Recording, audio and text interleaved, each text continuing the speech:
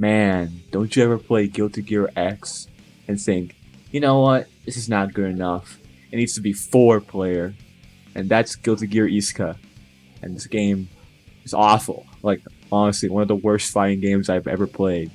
So when you pick arcade mode, get on the first match, it doesn't seem that bad.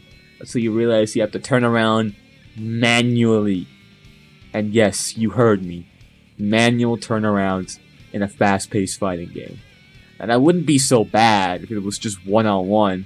But when you're fighting 3 other people, that literally ruins the entire game. Well, game sucks.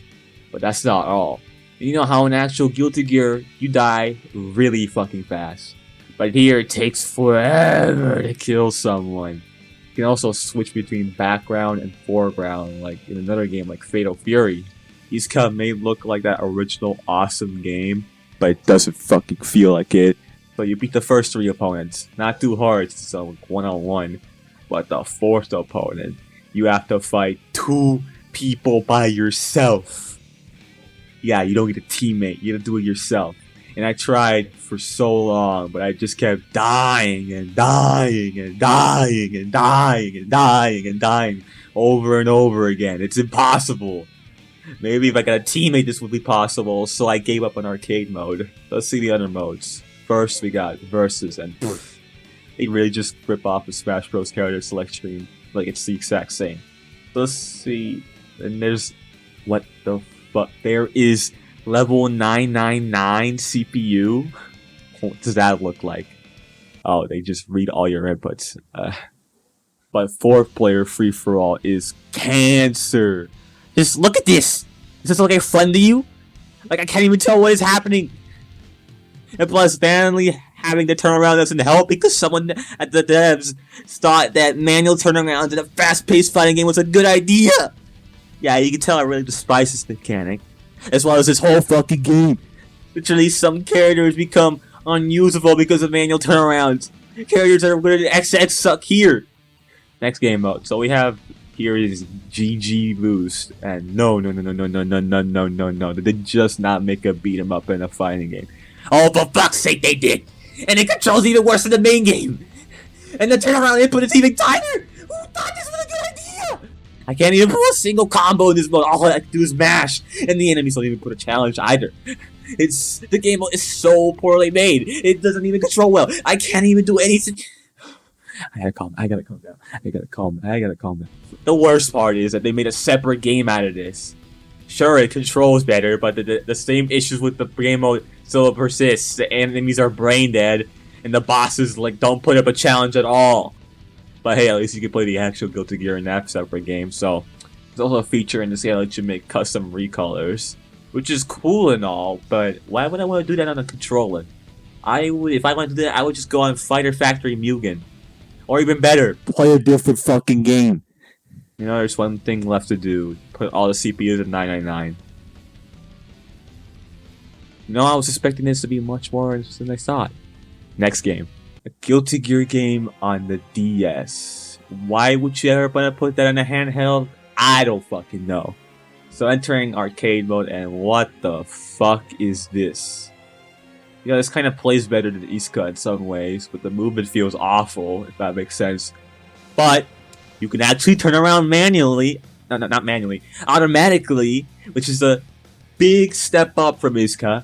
Everything else has been simplified. Combos are like auto, but they don't feel very satisfying to pull off, since holding a specific direction does a special move. That kind of reminds me of DBC Budokai.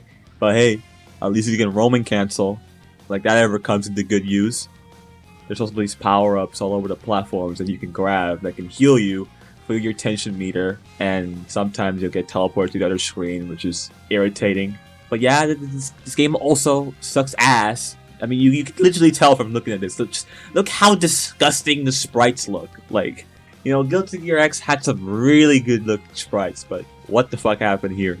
I mean, there's been some DS ported fighting games that have really good sprites. Look at Mortal Kombat 3 on the DS. Those sprites still look decent.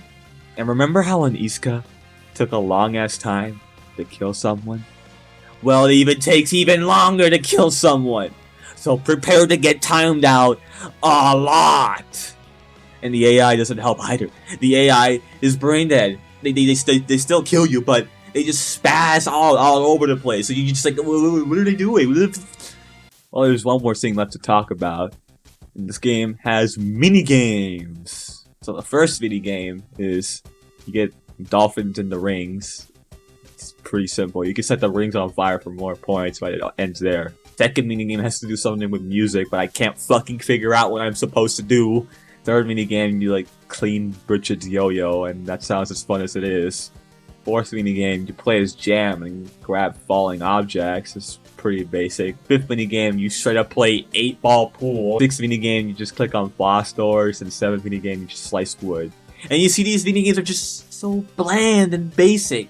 Like, you guys remember this one game called New Super Mario Bros. DS, you know? It had a really good Mario platforming game, but as a bonus, it came with some fire-ass mini games. These mini games were so much fun, and they were addicting. Well, maybe not addicting, but they were pretty fun. Like, sure, there were some sinkers, but some of the mini games were awesome. Like the Luigi mini games, like Imagine Gambling with Slayer, Dolphin Rang is May, a better version of that wood slicing mini game. Cooking Food is Jam, Endless Runner is Midget. I could go on and on and on. They went the bare minimum with these mini games. So, next game. Okay, who thought that putting this into this was a good idea? I don't know. Holy fuck, this character select screen looks disgusting. The portraits, Jesus Christ. These look worse than the character portraits in Harmony of Dissonance.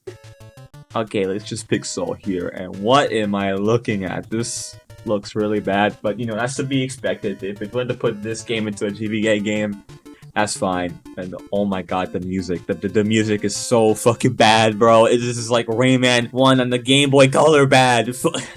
But the controls aren't bad. It actually controls decently well. My inputs come out just fine. I can actually do actual combos. Like, it controls competently well. But what kills it is the brain dead AI. Like, look at this. I'm standing completely still, and my opponent is doing nothing. Like, bro, fucking hit me. Like, stop staring at me. It takes them so long to react to anything. In fact, you don't even have to do combos or match. Like, sure, the controls are decent, but you don't even have to do any combo. You can just bash the same button over and over, and you'll beat the entire thing. And that's basically what I did. I literally demolished Testament and Dizzy so fucking quick. So, I mean, after I did that, I figured to myself, like, maybe it was set it to a lower difficulty. And surprise, surprise, it was. So I set it to the hardest difficulty, and there was no fucking difference at all. I even held the speed up button, and I somehow won.